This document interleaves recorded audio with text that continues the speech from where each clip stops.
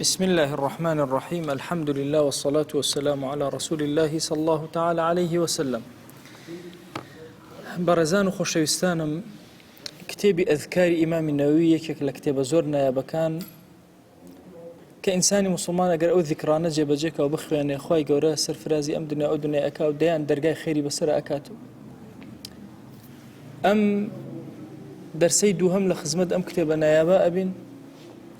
تەنها ئەمڕۆ دوو فەرمایشت لە خزمەتانە باسەکەم کە پێغەمبەریان صلی الله عليه و آله وسلم ئەفەرمێ ئەگەر هاتو چوویتە سەر جێگاکەت، یعنی ذیکرەکانی کاتی خوێندنە خەوتنە ئەمە، ئەفەرمێ کاتێ چوویتە سەر جێگاکەت ئیذا ئەتەیتە مەضجعەکە فتەوەضە وضوءەکە للصەلاة، پێش ئەوەی بچی بخەوی دەستنوێژ بگرە، چۆن دەستنوێژ ئەگری بۆ نوێژەکەت ئەوە دەستنوێژێکی جوان بگرە، بەس مەزمەزە و ئیستینشاق و هەموو ڕێک و پێک دەستنوێژێکی جوان بگرە.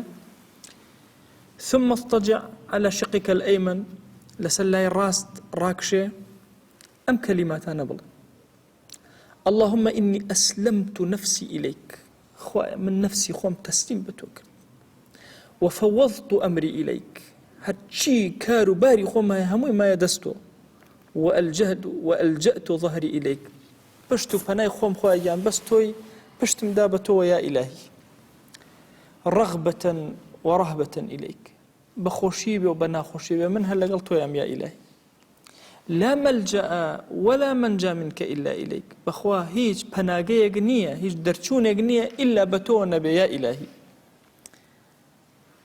آمنت بكتابك الذي أنزلت، خوای من ئیمانم هەیە بە قورئان کە ناردوتە خوارەوە، وبنبيك الذي أرسلت، إيمانم هي بو بيغمبري كناردوتا محمد صلى الله عليه وآله وسلم. أفرمي هر كسي أم ذكري خوان، أفهم شو هذا دزنوجي قلت لسلاي راز راكشة أم ذكري خوان، فإن مات على الفطرة، أجر مرت لسر فطرة أمري كيف فرموي أما بخوانا بيشك لها ولان فرموي فإن مت على الفطرة، أجر مردي لسر فطرة مردوي، واتل لسر إيمان مردوي، لسر إسلام. واجعلهن آخر ما تقول، أخير كلمات كأيلي بيجوي بخوي بأم كلماتانا بالله بخوا.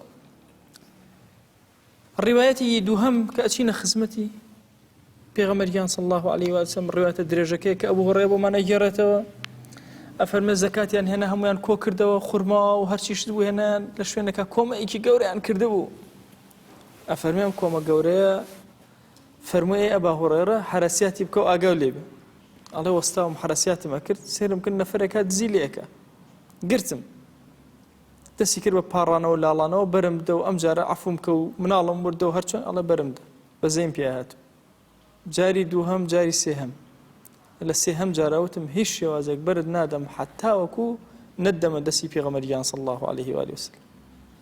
ئەڵێ وتی کەلیماتێکت پێ ئەڵێم زۆر ئیسفادەی لێ ئەکەی ئەگە بەرم بدەی. طبعا ئەبوو هورەیرە زۆر حەزی لە عیلم بوو، خواخوای کە لەبەرێکی و عیلمی دەستکرد. وتی شتەکان چییە؟ کەلیماتەکان. وتی هەر کاتێک کە ویستە بخەوی ئیذا ئەوەیتە ئیلا فراشیکە فەقرە ئایەتە الکورسی، ئایەتە الکورسی بخوێنە، فإنه لن يزال معك من الله تعالى حافظ، خواي گەورە مەلائیکەیەکی زۆر تایبەت ئەنێرێ پارێزگاری لە تۆ ئەکا، بە هیچ شێوازێک شەیطان لە تۆ نزیک نابێت، ولا يقربك شيطان حتى تصبح، حتى بەیانی ئەکەیتەوە خەبەرێ بێتەوە شەیطان نزیکی تۆ ناکەوێت. ئەمەی گێڕاو بۆ پێغەمبەریان صلی الله عليه وآله وسلم، ئەرزی کرد صدقك وهو كذوب، لەگەڵ تۆیان ڕاستی کرد ئێوە هورەیرە ئەو شتە تەواوە، ئەوەی ئایەتە الکورسی بخوێنە شەو حتا بەیانی پارێزراوە لە شەیاطین، وهو كذوب، بەردەوام خۆی زۆر درۆزن بۆ ئەو پیاوە، فإنه شەیطان، چونکەوە شەیطان. ئومەتی پێغەمبەری خوا صلی الله عليه وآله وسلم ئایا زاڵبوونی هەبوو بەسەر شەیاطینە؟ ئەمە نمونەیەکی ڕوونە. طبعا فەرمایشتێک بۆم گێڕانەوە کە پێغەمبەریان صلی الله عليه وآله وسلم جارێک خۆی شەیطانی کرد لە نوێژە، ئاواتون دەستی کێشا بەدەسە، أفرمي أصحاب فرمي بيني من كدسي في غمريان صلى الله عليه وسلم تربو تر، أفرمي دعاي فرموي وتين أو تشيبو أوات كد لنيوجكا، فرمي والشيطان بو تون أوات كيشان بسريا دمي مقرتبو ليكي هات خوارو كبينيتا بەخوا لەبەر سولەیمان عەلەیهی سەلام نەبووە ئەم بەستەوە بە یەکێک لە دینگەکان و پایەکانی ناو مزگەوتەوە تا مناڵی مەدینە یاریان پێ بکردە. بەڵام بیرم کردەوە سولەیمان دوعای کردووە خوایە شتێ بە من بەخشە دوای من بە کەسی نەبەخشی بۆیە بەرەڵام کرد با بڕۆ. ئومەتەکەی پێغەمبەرگیان صلی الله علیه و آله وسلم ئایا توانێتی شەیطان بگرێ؟ بەڵێ ئەوە تا ئەبوو هورەیرە ڕەزا و ڕەحمەتی خوای لێ بێ 3 جار شەیطانی گرت. علەما لەمە ئیسفادەیەوەکەن ئایا ئینسان بەهێزترە لە شەیاطین و شەیطانی گەورە یا شەیطان بەهێزترە لە ئینسان؟ طبعا ئینسان بە ڕۆحی ئیمانی لە هەموو شەیاطین گەورەترە، لە ئەجنە گەورەترە، لە شەیطانی گەورەش گەورەترە. با بڵێ شەیطانی باوکی هەمووان. تەسەور کە ئومەتی پێغەمبەری خوا صلی الله علیه و آله وسلم زاڵە بەسەر هەموو شتێک و ئەم فەرمایشتە دەلیلە بۆ ئەوانەی کە ئەڵێن مەسائیلی جن و ئەوانەمان هەیە ئەگەر ئایەتەل کورسی بخوێنن حتمەن ئەو کێشیان نامێن.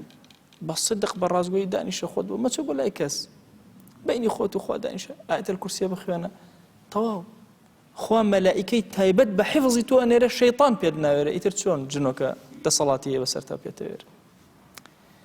خوای گیان داوا لێ ئەکەین بە ناوی جوانت بە صیفەتی بەرزە بە ئیسمی عەظەمەت ئەم کەلیماتانەمان لێ قبوڵ کە دەرگاکانی خێر بەسەرمانە بکەرەوە ئەم فەرمایشتانە بکەرە چرایەکی ڕۆشنمان بۆ ئەم دنیامان بۆ ئەو دنیامان یا ئەکرەم الأکرەمین وصلى الله على سيدنا محمد وعلى آله وصحبه وسلم تسليما كثيرا أبدا إلى يوم الدين. خوای گەورە لە گوناهی منیش و ئێوەش ببوورێ خوا لێمان قبوڵ